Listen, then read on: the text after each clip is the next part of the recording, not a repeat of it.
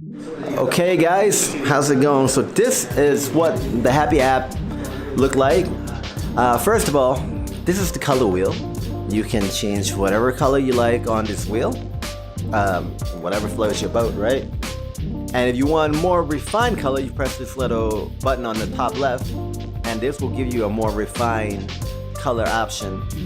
On the bottom, we got 6 presets. You just press on one of the preset, one of the 6, and then you change color, goes to green, right? Second, if you want to go to red, press red. Now you have a preset on red. So, you know, whatever preset you like, just set it up over there. The next function, we got the music function.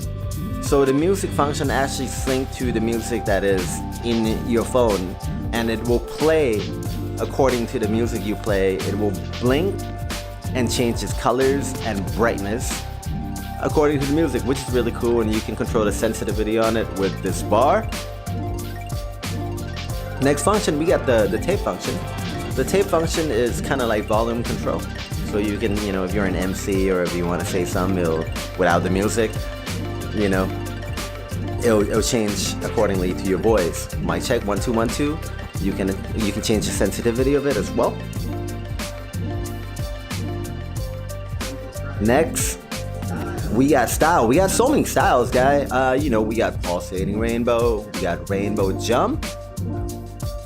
Pulsating rainbow is one of my favorite. It beats like a heart on different color spectrum, on all the color spectrum.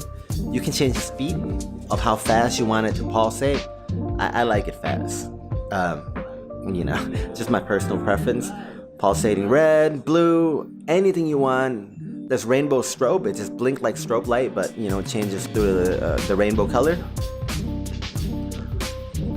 It's a pretty dope function.